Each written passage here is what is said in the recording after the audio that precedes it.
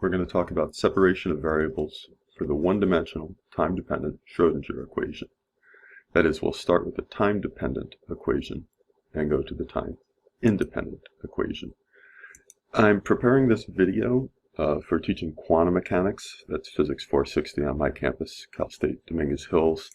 Although, when I've taught the course that's prerequisite to this, I usually cover this material, so I feel like you should know it. I am, however, realistic most of the time, so I don't believe that everyone does know it. Hopefully, you'll get a chance to know it before you really need it for this course. In any event, you definitely should really recognize the form of the Schrodinger equation. You may have first seen it, in fact, in its time-independent form, but you should have seen it and should be comfortable with seeing it in its time-dependent form. You should also, of course, from that course before this and even before that, be very comfortable with partial derivatives. The equation, as I write it, and there are a couple small variations in how it's written, looks like this. It's got a kinetic energy term with spatial derivatives, a potential term, and an energy term on the other side with a time derivative. The funny Greek letter there, which those of you who know me, I make a big deal about pronouncing correctly usually, but I'll pronounce it the American way now.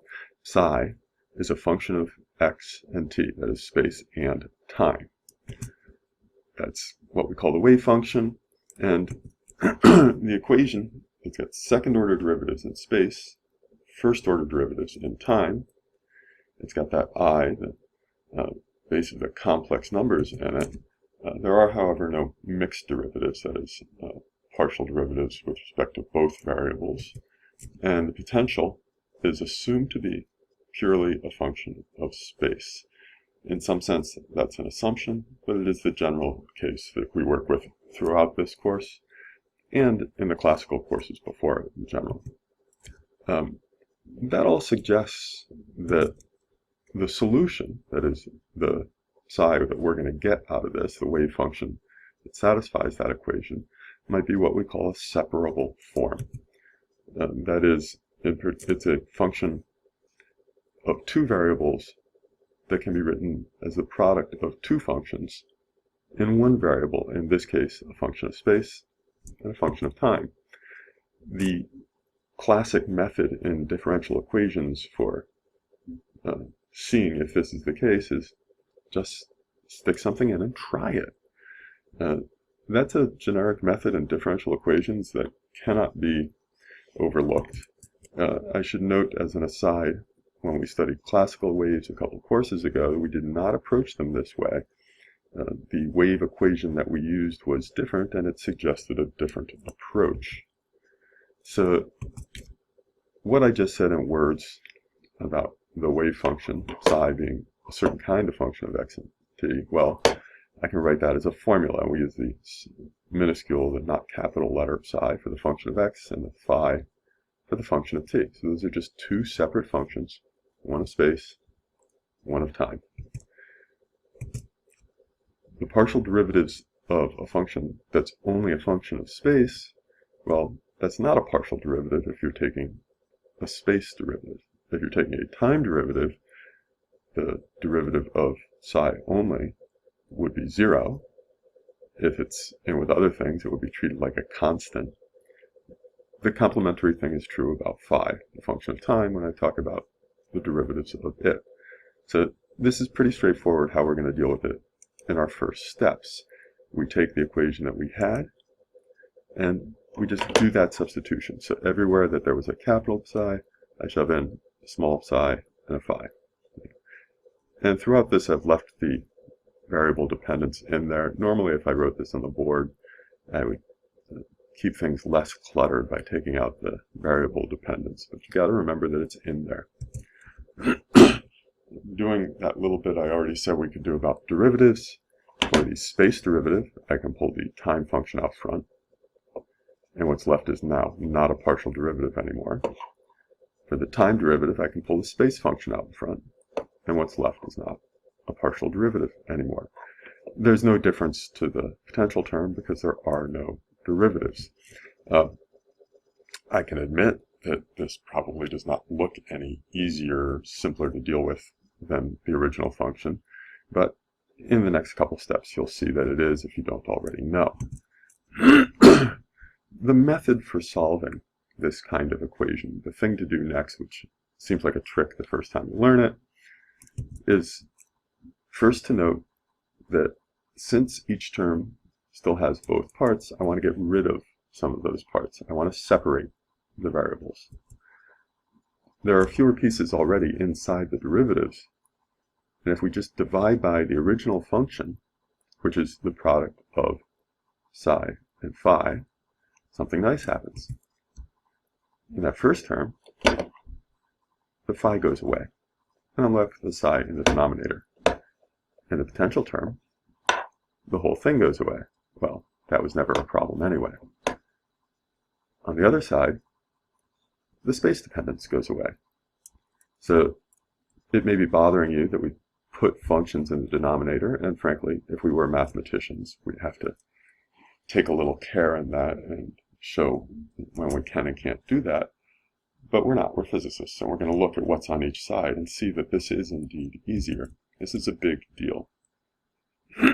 Even though I have functions in the denominator, which aren't pretty, they're not disallowed, but they're not pretty, I have only regular derivatives, and more importantly, everything on the left side is only variable x or functions of x. Everything on the right side is only the variable t or functions of t, that is up to constants, of course. So I had, in a very literal sense, separated the variables. All the x's are on the left, all the t's are on the right. Now, those two variables are independent. Particularly, they're independent of each other. That is, while classically you think of this time and place of an object being related, the variables themselves are not. So the equation that's true that we've written here, if that's true for every value of x, and it's true for every value of t, that's kind of special. There's only one way to do that. If I vary x and t doesn't vary, well, if t doesn't vary, then the right side doesn't change. So if I vary x, it doesn't change in time. I can say the other thing, the converse thing. If I vary t and x doesn't change, then the value of the right side doesn't change in space. Both sides of this equation have to be equal to the same constant. That means I can take this one equation and make two equations, but each is an equation of only one variable. So I've written those two equations here.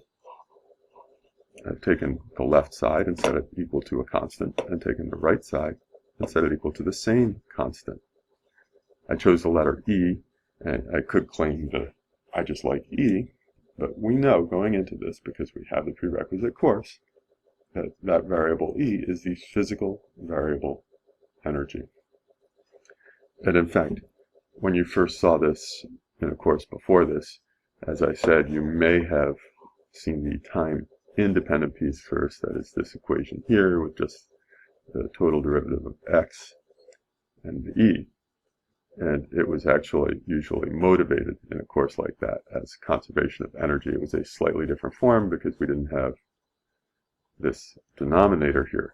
Again, denominators are not disallowed. They're just, you can think of them as ugly. So I do want to do that little bit of cleanup. I like pretty things. So in either one of those equations, making all the mathematician-y statements I need to about zeros of a function and not multiplying by zero, I'm going to multiply by the denominator function on each side. And the equation on the left here, as I have written it, should be exactly the way you have seen this as the time-independent Schrodinger equation in one dimension in a previous course. I had the wave function of space only with its second derivative in the kinetic energy term here. The potential times that wave function equal to the energy times that wave function. On the right side, you may have seen the simple constants, I, h bar, shuffled around in one area or another. Remember also that 1 over I is equal to negative I, so you might be thinking there should be minus signs somewhere. But this is a function only of time. What we've done so far is actually the separation of variables. In some sense, we're done. But of course, we want to go on because we want to see what physics we can get out of this. These are equations we can work with. They are, I think, clearly simpler than the full time-dependent equation. In principle, we've made great strides and we can actually do a lot already. The equation on the left, the time-independent Schrodinger equation, well, that depends on the potential. We don't know the potential. We don't even have the problem yet.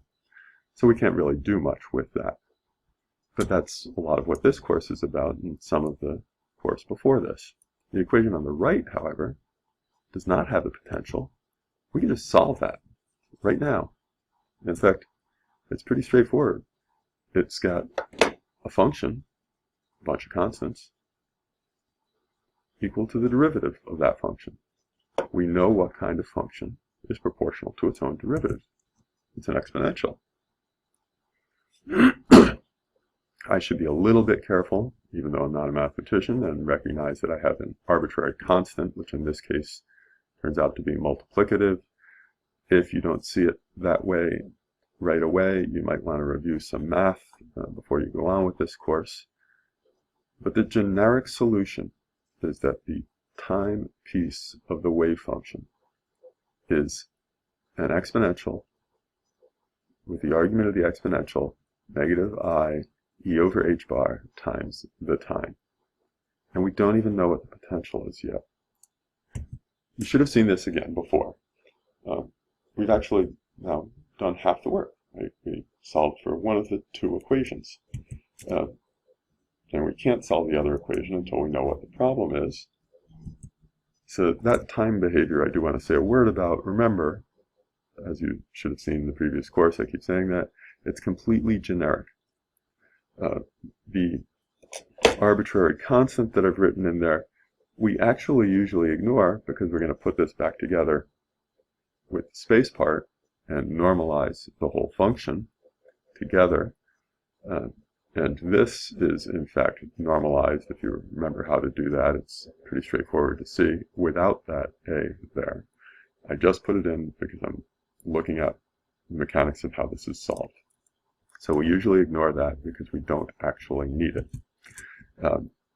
It does have physical consequences, and when we go on with the rest of the course and do other things, we'll see what those physical consequences are. We've actually covered stuff, and again, you should have seen this, I keep saying that, but the technique is really general and really useful. You'll actually see it in other courses, in particular electricity and magnetism. You'll also run into lots of problems with separation of variables. Sometimes in classical mechanics you'll run into problems with separation of variables. It's all over the place. In particular in this course, when we go from the one-dimensional to three-dimensional quantum mechanics, classical quantum mechanics, we're going to do a separation of variables again. There, the equations will be somewhat more difficult because, in fact, we'll want to look at a different set of coordinates. But I wanted to review this now so you see what the general technique is, so that when we get to that more difficult case, at least this part won't look so scary. So I think that's about all we need to cover for now, and hopefully you only need to go through this once, but it's here if you want to review. So see you in class. Bye.